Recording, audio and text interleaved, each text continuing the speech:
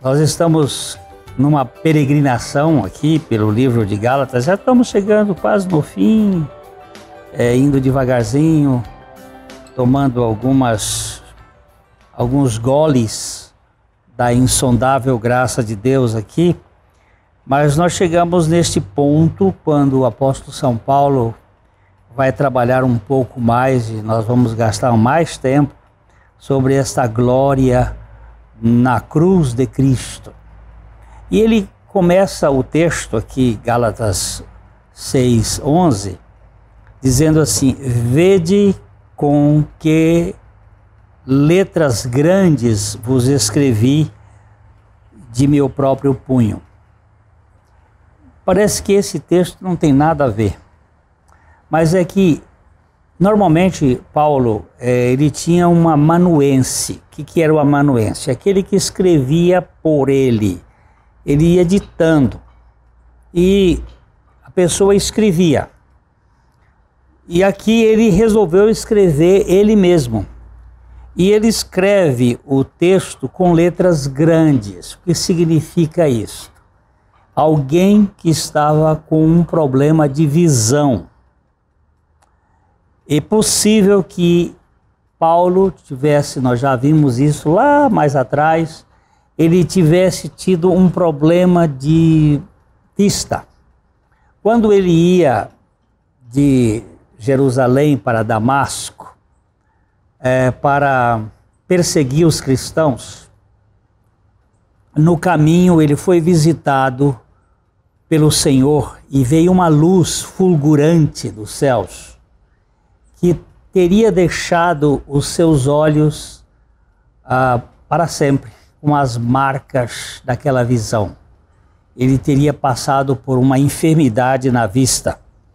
E ele chegou a dizer que os Gálatas, quando ele foi a primeira vez lá na Galácia, eles teriam arrancado os seus olhos para dar a Paulo. Mas aqui ele escreve com grandes letras de próprio punho para identificar este evangelho. E ele diz assim: todos os que querem ostentar-se na carne, esses vos constrange a vos circuncidardes somente para não serem perseguidos por causa da cruz de Cristo. Aqui está o grande tema do evangelho. Aqui está o ponto, o pico, o ponto mais alto, onde o homem foi no seu pecado e onde Deus foi mais longe para alcançar o homem. E o apóstolo levanta aqui uma questão: os que querem ostentar-se na carne. Nós temos dois aspectos que normalmente dirigem a nossa vida: ou a carne ou o espírito. Se somos dirigidos pela carne, a nossa preocupação é a ostentação, é sermos reconhecidos, é sermos vistos, é sermos apreciados. A ostentação, ela traz esta base de aparência, de agrado, de tentar levar alguma vantagem, mostrar o que nós não somos de verdade. Esses querem constranger, diz Paulo, a vocês terem um comportamento exterior, que seria, por exemplo, a circuncisão, onde haveria o corte do prepúcio do pênis para identificar uma realidade externa apenas. Mas o Paulo diz, eles fazem isso porque eles não querem ser perseguidos por causa da cruz de Cristo. E ele no versículo 13 vai dizer assim, você pode verificar aí na sua Bíblia ou na televisão, no vídeo, pois nem mesmo aqueles que se deixam circuncidar guardam a lei. Antes querem que vos circuncideis para se gloriarem na vossa carne. Esses judaizantes estavam preocupados com os habitantes da Galácia, hoje nós diríamos pessoal da Ásia Menor, para que eles se circuncidassem. E eles tinham apenas uma exterioridade. Mas o que o apóstolo Paulo quer dizer é que eles só faziam isso para se gloriarem nos resultados. É como muitas vezes hoje a gente tem esse perigo de fazer a igreja crescer para dizer quantos membros tem na igreja, ou quantas pessoas fazem parte, tem um rol lá que dá aquela ideia de importância, mas não tem uma realidade espiritual autêntica. Aí ele entra com o assunto preferido, dizendo assim: mais longe esteja de mim gloriar-me, senão na cruz de nosso Senhor Jesus Cristo, pela qual o mundo está crucificado para mim e eu para o mundo. Aqui o apóstolo traz à tona o assunto do Evangelho.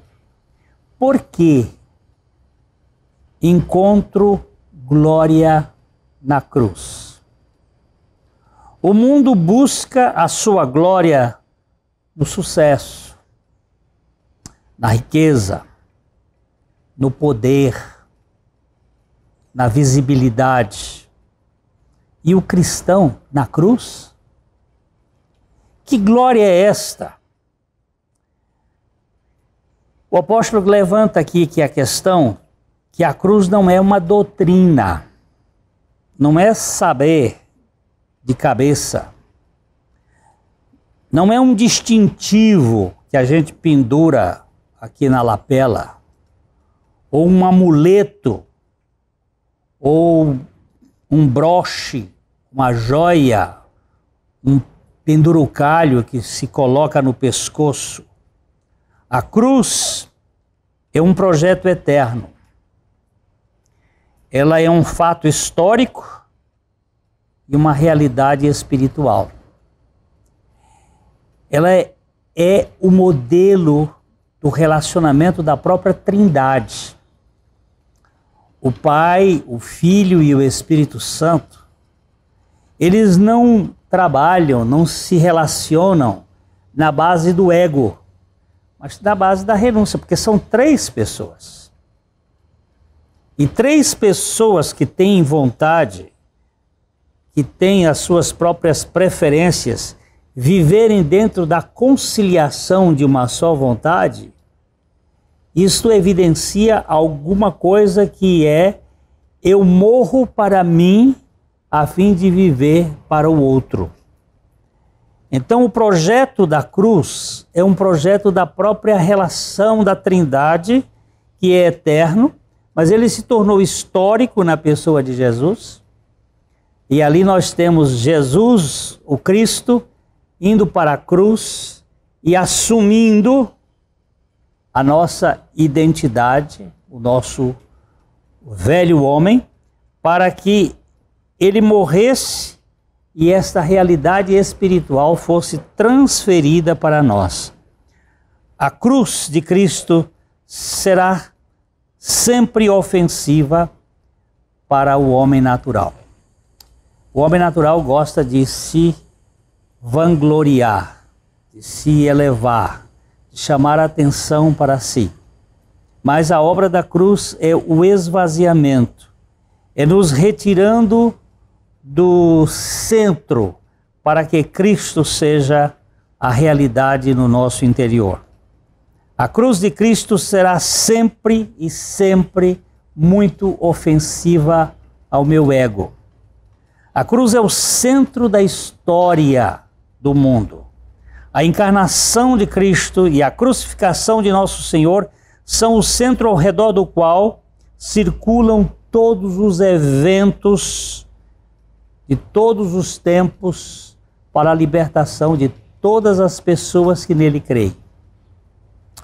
O poder salvador da cruz não depende de um acréscimo da nossa fé. Trata-se de um poder salvador tão grande que a nossa fé flui dela. Eu não tenho que ter fé para chegar à cruz. É a cruz que opera em mim, pela palavra de Deus, a condição de que eu posso crer. O apóstolo Paulo, ele vai nos dizer em 1 Coríntios, no capítulo 1, nos versos 17 e 18, é o seguinte: porque não me enviou Cristo para batizar, mas para pregar o evangelho, não com sabedoria de palavra, para que não se anule a cruz de Cristo. Preste bem atenção nisso. Ele disse: olha, eu fui comissionado por Cristo, não para fazer prosélitos, não para aumentar a igreja, não para fazer maior número de pessoas, não para batizar, mas para pregar o evangelho. E também não foi com sabedoria de palavras, para que a cruz de Cristo não se torne nula. Eu não faça da cruz de Cristo uma coisa banal. Jesus, naquela cruz, ele tinha uma finalidade: nos alcançar no nosso ego.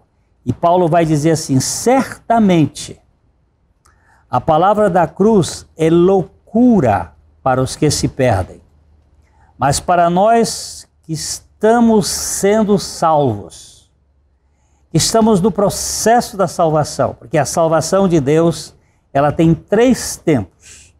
Eu fui salvo da condenação do pecado no meu espírito pela morte de Jesus Cristo na cruz. Eu estou sendo salvo na minha alma, no meu interior, na minha alma, pela vida de Cristo, dia a dia, do poder do pecado. E eu serei salvo no meu corpo, pela vinda de Cristo, quando Ele me retirar da presença do pecado. Fui salvo da condenação do pecado, estou sendo salvo do poder do pecado e serei salvo da presença do pecado mediante esta obra da cruz. Pois a Bíblia diz que certamente a palavra da cruz é loucura para os que se perdem, mas para nós que estamos sendo salvos é o poder de Deus. Nós estávamos falando ainda há pouco que o poder da cruz não depende do acréscimo da nossa fé, mas a nossa fé é despertada pelo poder de Jesus Cristo. Jesus é o autor e o consumador da nossa fé. A cruz tem o poder de nos levar à consciência de que o pecado foi apagado. Eu gosto muito quando o apóstolo Pedro nos diz, na primeira epístola dele, no capítulo 2, no verso 24, carregando, olha aqui só, você pode ver aí na tela, carregando ele mesmo em seu corpo sobre o madeiro é sobre a cruz, os nossos pecados, para que nós, mortos para os pecados, vivamos para a justiça, por suas chagas fostes sarados. Olha que texto. Por isso que Paulo diz assim: a minha glória, gente, não está em ter ganho a corrida na Ferrari. A minha glória não está em que meu time de futebol é o campeão. A minha glória não está no tamanho da minha conta bancária. A minha glória está na cruz. Isto é loucura. Isto é um absurdo. Isto é um paradoxo. Como que você vai se gloriar num lugar de morte? Pois é, eu morri para o mundo e o mundo morreu para mim, e já não tem este desgaste, essa influência, essa consumação de mim mesmo. E ele aqui, Pedro está dizendo, carregando ele mesmo quem? Jesus. Aonde? Em seu corpo, sobre o madeiro. Carregando o quê? Os nossos pecados. Para quê? Para que nós, mortos para os pecados. Como que eu estava morto para o pecado se eu nasci em 1945? É que a obra de Cristo não é uma obra temporal. Ele fez isso em favor de todos, em todos os tempos, em favor de todo aquele que viesse a crer. O crer é um mistério. O crer é inexplicável. O mistério da fé. Tem aquele que nele crê, mortos para os pecados, vivam para a justiça. Aqui justiça, a justiça dele. A justiça dele nos é imputada. Assim, eu posso dizer que pelas feridas de Jesus, pelas chagas de Jesus, pelos seus estigmas, eu estou curado, eu estou sarado, eu estou liberto. Porque a maior doença que nós podemos ter é a nossa mimite, inflamação de nós mesmos. Ficamos inflamados e tudo nos faz ficar magoados e ressentidos. E aqui eu olho para o apóstolo Paulo dizendo que ele não se gloria a não ser na cruz de Cristo. E eu vejo que ela é quem me traz a fé e é ela quem apaga os meus pecados. Ainda há um outro ponto que a gente pode tratar aqui, que é uma salvação nela, na cruz, há uma salvação que está garantida. Nós encontramos na carta aos Hebreus, no capítulo 2, no verso 9, vai estar aí sendo colocado para você ver. Vemos, todavia, aquele. Como é que eu vou ver Cristo? Não é com os olhos físicos. Nós estamos falando que é a vida espiritual. Vemos, todavia, aquele que, por um pouco, tendo sido feito menor que os anjos, Jesus, por causa do sofrimento da morte, foi coroado de glória e honra, para que, pela graça de Deus, provasse a morte por todo o homem. A morte que eu deveria passar, ele passou por mim. E a vida que eu não poderia ter, ele ganhou e transfusionou esta vida para mim. É uma transfusão de vida. Retira a vida de Adão do pecado e coloca a vida de Cristo, a sua vida da ressurreição. Isto garante uma salvação que eu não faço, mas eu recebo pela graça de Deus.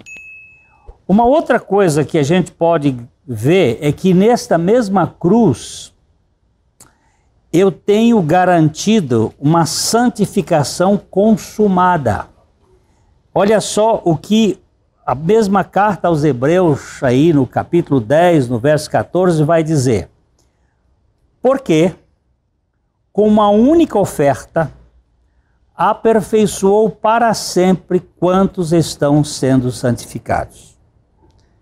Esta única oferta que ele está se referindo aqui é a oferta do Cordeiro de Deus na cruz, quando Jesus estava ali se oferecendo a si mesmo para a remissão dos nossos pecados, para a nossa redenção. Com uma única oferta. Não precisa ser repetido. Não é necessário mais e mais porque foi um único ato de graça, ele aperfeiçoou para sempre quantos estão sendo santificados. A santificação é um processo de Deus pela vida de Cristo em nós. Não sou eu tentando tirar as cascas da cebola, porque você tira uma e tem outra, você tira uma e tem outra.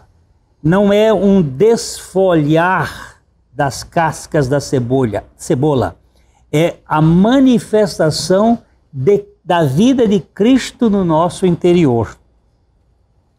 E este ponto aqui é por meio da obra da cruz.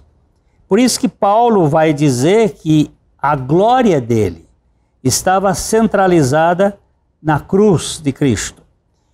Há outro ponto que ainda podemos dizer, que porque Jesus selou ali a paz. Veja bem o que Colossenses 1:20 vai nos colocar aqui. E que, havendo feito a paz, isto é, Jesus, pelo seu sangue na cruz, na sua cruz, por meio dele reconciliasse consigo todas as pessoas, todas as coisas, quer sobre a terra, quer sobre os céus. O Senhor Jesus realizou ali na cruz um sacrifício global que tem condições de nos remover de toda a condenação do pecado. É por isso que Paulo diz em Romanos capítulo 8, verso 1, já nenhuma condenação há para os que estão em Cristo Jesus, porque a lei do Espírito da vida em Cristo Jesus te livrou ou me livrou da lei do pecado e da morte. A obra de Cristo na cruz é suficiente e nós podemos ter nele, ou nesta obra, uma total libertação de nossa culpa. E eu entendo que por meio da cruz, Jesus ali selou a paz. Nela eu estou crucificado. Paulo vai repetir isto em alguns lugares nesta carta. Eu estou crucificado com Cristo e vivo, não mais eu, mas Cristo vive em mim. E aqui ele vai dizer também, no capítulo 6, no verso 14, mas longe esteja de mim gloriar-me, senão na cruz de nosso Senhor Jesus Cristo, pela qual o mundo está crucificado para mim e eu para o mundo. O que nós precisamos ganhar é a revelação do Espírito Santo. Nós não podemos adquirir isto por nós mesmos, mas o Espírito de Deus é o Espírito da revelação. Ele vai falar de Jesus, ele vai anunciar as coisas que Jesus fez e vai trazer ao nosso coração a realidade espiritual de que nós podemos ganhar a mesma dimensão de Paulo. Não mais eu, mas Cristo vive em mim. Eu espero que você, pelo Espírito Santo, receba esta revelação de coração para coração. Cristo Jesus morreu e ressuscitou para ser a nossa vida. Deus abençoe ricamente a sua experiência e até o nosso próximo programa.